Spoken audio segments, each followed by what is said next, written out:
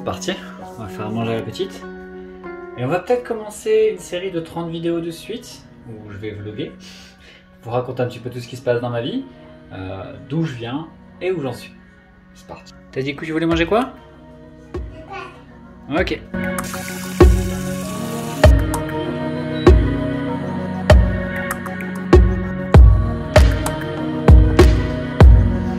Dans l'idée, il faut d'abord que je trouve un logiciel de montage parce que je vais tout faire sur mon nouveau téléphone. C'est pour ça que je me dis que je vais me lancer en 30 vidéos pour essayer de créer un workflow qui va me permettre de produire des vidéos plus régulièrement juste avec un smartphone. Mais pour ça, il faut que je trouve un logiciel de montage.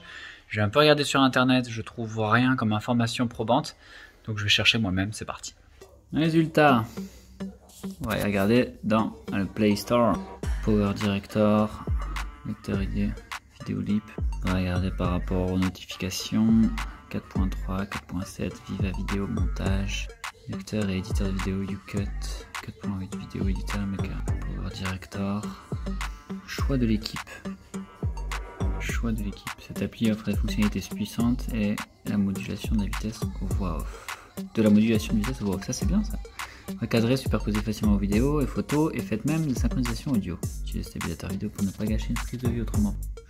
Moi pour le moment j'ai juste besoin d'aligner des shots. Donc, on verra plus tard s'il y a des meilleurs logiciels par contre. On va installer ça et on va partir du principe que c'est gratuit aussi. Parce que c'est là que le bas blesse bien souvent.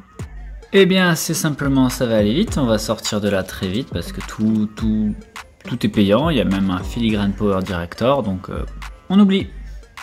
Alors il y avait Adobe Premiere Rush Video qui fait partie d'un bundle achat via l'application, donc je suppose que l'essentiel des effets, pire application, export en possible même après cette tentative. 3.3, presque l'interface est plutôt agréable visuellement mais désagréable à l'utilisation et il manque des fonctions évidentes. Ça date de 2020 donc il a été probablement édité, c'est pas trop mal mais c'est vraiment dommage qu'on ne puisse pas choisir d'option d'exportation comme la fréquence d'image. Ok, bon, on va le tenter, ça reste Adobe quand même.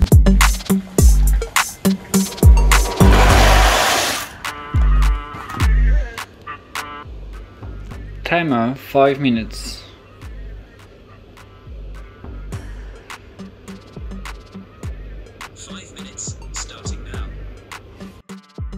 Ok, on lance Rush, Adobe Creative Cloud. Ok, jusque là rien de compliqué. Autoriser forcément, qui va me chercher tous mes rushs. Donc l'idée c'est d'ouvrir la timeline ici. Hop. Ça a l'air correct, je vais tenter d'éditer avec.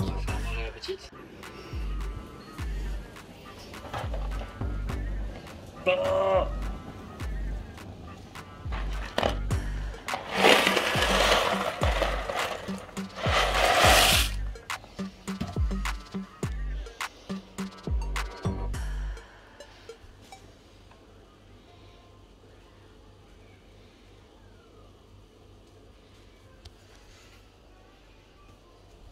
Bon, jusque là tout se passe bien, il me fait l'export tout ça, le logiciel est pas mauvais en termes d'utilisation, avec un bon téléphone ça se passe bien, il faut un écran suffisamment grand et une réactivité tactile plutôt correcte, sinon ça va pas le faire. Donc on va voir ce que ça donne en export derrière et on continuera la vidéo, là je fais juste un test d'export. La petite elle va manger, puis elle va faire la sieste et puis on va discuter, c'est parti.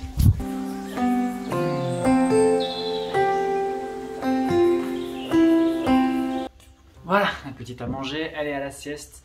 On va pouvoir discuter 2 secondes de ce qui se passe. Bienvenue sur Arnaud Tuto, c'est une chaîne familiale. C'est une chaîne qui devient familiale à l'idée familiale. Je ne vais pas commencer à mettre ma famille en avant, c'est pas ça l'objectif. Mais c'est à un moment donné d'accepter le fait que ça fait partie de ma vie. D'où je viens? Il y a 5 ans, j'ai commencé à faire de la vidéo très régulièrement. Progressivement, je suis devenu vidéaste. 2 ans plus tard, j'étais formé pour devenir technicien au PMIS et développer mes compétences en tant que cadreur, monteur, ingé son, tout ce que vous voulez. J'ai tout fait, j'ai fait toutes les formations qui vont avec ça. J'ai commencé à travailler là-dedans, puis j'ai vite rencontré ma femme, puis je me suis retrouvé embrigadé dans la vie de famille qui fait qu'à terme, le métier de roadies, d'aller sur sur site pour aller partir une semaine, 2 semaines à gauche à droite alors que j'allais avoir un enfant, c'était un peu compliqué de se dire voilà, je vais sacrifier ma vie de famille pour le travail parce que je viens de lancer. Donc j'ai choisi ma vie de famille, ce qui m'a plus ou moins sorti de mon workflow global. Tout le matériel que j'avais acheté, que j'ai acheté au fur et à mesure, n'a pas été rentabilisé. J'ai toujours cette frustration parce que je me sens vidéaste et je veux faire des vidéos. J'ai d'autres passions, mais la vidéo c'est clairement quelque chose qui m'obsède. Et aujourd'hui, avec cette chaîne qui continue d'évoluer par rapport à ce qu'elle a proposé aujourd'hui, je veux amener du contenu éducatif, informatif concernant la technologie, mais aussi la vie de famille.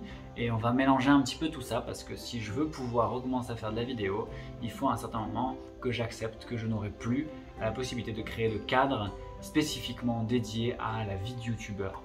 Clairement, si vous devez commencer aujourd'hui, que vous n'avez pas encore d'enfant, vous pouvez devenir youtubeur sans trop de problème si vous pouvez vous consacrer exclusivement à ça. Le jour où vous aurez une famille à gérer, vous devrez faire des choix. Soit vous ferez le choix de vous enfermer dans une chambre à produire des vidéos en laissant les gens que vous aimez derrière attendre que vous deveniez suffisamment successful que pour pouvoir réinvestir du temps grâce à l'argent qui se génère tout seul sur internet pour pouvoir passer du temps avec eux, sauf que pendant ce temps-là, vos enfants grandissent, votre femme se barre.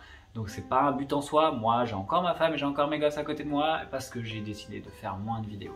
Je n'arrêterai jamais de faire des vidéos et je veux juste trouver un créneau qui me permettrait de le faire et d'acheter 7 ans plus tard un nouveau smartphone, un S20 Plus à un tiers du prix sur Back Market. Je peux vraiment vous le conseiller, c'est vraiment un très bon téléphone. Il est neuf dans la boîte si vous le prenez en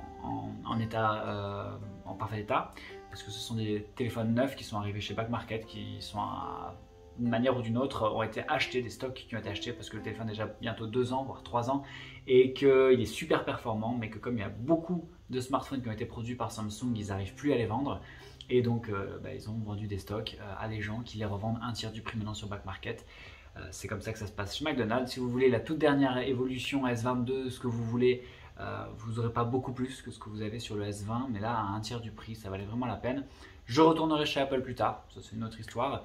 Et donc sur cette chaîne, je veux vous amener du contenu, genre vous montrer comment on change une batterie, comment on change, qu'on peut réparer des choses soi-même, vous donner des petits conseils, des petites astuces, que ce soit dans la vie de famille, mais aussi dans la technologie de manière générale, et vous divertir aussi un petit peu dans l'idée, c'est aussi de créer un personnage, créer un univers dans lequel on va pouvoir s'amuser aussi un petit peu. J'ai plusieurs chaînes YouTube. J'ai la chaîne Le Kid YouTuber dans laquelle je développe ma passion pour l'algorithme YouTube et comment fonctionne YouTube. J'ai beaucoup de choses à dire et beaucoup de réflexions liées à beaucoup de présence sur la plateforme, que ce soit en tant que créateur, en tant que conseiller ou en tant qu'analyste de ce qui se fait. Donc de là, moi j'ai des projets aussi en évolution là-dessus. Et dans l'idée, voilà, moi aujourd'hui je suis technicien SAV pour une entreprise. Je bricole énormément, c'est mon métier de bricoler, d'améliorer les choses ou de réparer les choses et j'aime bien faire ça, donc c'est quelque chose que je vais amener sur cette chaîne. Et ce challenge de 30 vidéos dont je vous ai parlé en début de vidéo va me permettre, avec le smartphone, exclusivement le smartphone, de créer un workflow de production. Alors en 30 jours, ce qui se passe, c'est généralement tu pousses la machine et tu obtiens des résultats, tu obtiens des techniques de développement que je dois réaménager intrinsèquement dans le téléphone. L'application de montage Rush de chez Adobe a l'air de bien fonctionner. Je ne sais pas si j'aurai un jour besoin de payer la licence, que ce soit pour exporter ou autre. Pour le moment, il n'y a aucune limitation à part pour les effets un peu spécifiques. Je pense que ça va se limiter à ça. Mais on sait qu'Adobe, il resserre les taux par la suite. Mais comme ils n'ont pas assez d'utilisateurs pour le moment, je crois qu'ils sont très ouverts par rapport à d'autres applications comme Photoshop Express qui lui est devenu complètement fermé. Et l'essentiel des options que vous auriez dans un iPhone sont disponibles sur Photoshop Express, donc ça devient inintéressant d'utiliser Photoshop Express. Enfin, bref, tout ça c'est des choses dont on va parler sur cette chaîne. Je vais essayer de vous trouver une thématique par jour, des 30 jours qui vont arriver. On va faire ça pendant l'été parce qu'il fait beau, parce qu'on va se motiver à faire de la vidéo alors que plus personne n'en fait, que tout le monde prend des vacances. Moi je prends pas de vacances. Et ça va jouer dans tous les sens. On verra bien un petit peu ce qui se passe. Merci d'être là, pour ceux qui étaient là avant, bonjour pour ceux qu'on découvre aujourd'hui. Cette vidéo va se poursuivre, je ne sais pas encore trop sur quoi, la petite va finir sa sieste tout à l'heure et on verra où on va. C'est parti. Tchou.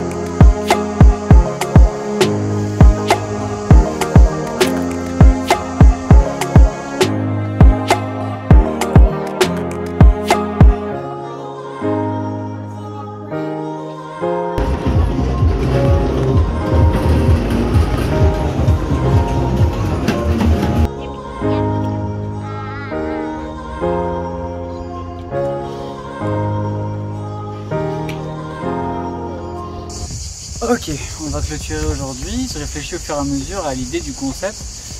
Si vous voyez cette vidéo, sachez que c'est parce que les 30 vidéos existent déjà et qu'elles vont sortir. Parce que j'ai souvent fait la promesse de relancer la chaîne, de relancer les trucs et pas aller jusqu'au bout des choses. Ce qui veut dire que peut-être je vais rater un jour ou deux, mais je ne proposerai cette vidéo-ci que si les 29 autres sont déjà éditées, prêtes à partir. Simple, précis, comme ça on est sûr que je ne suis pas là en train de vous faire des fausses promesses comme j'ai pu faire jusque là. C'est quelque chose qui tue toutes les chaînes YouTube, je pense. Ce sont les fausses promesses, les gens qui changent tout le temps d'avis ou qui vont à gauche au lieu d'aller à droite alors qu'ils ont dit qu'ils allaient tout droit. À un moment donné, c'est un petit peu mon profil de base et c'est un peu gênant. Ça permet pas d'avancer très vite, c'est des choses sur lesquelles il faut que je travaille. Dans l'idée par rapport à la qualité des vidéos, on part d'un Galaxy S20 Plus qui a des limites dans ses capacités réelles de production. Là je suis en Full HD 30 fps. Dès que tu passes en Full HD 60 fps, tu perds la capacité par exemple de passer en grand angle. Y a plein de choses qui sont chouettes sur le papier mais qui vont vite présenter des limites en termes de capacité de production avec un smartphone.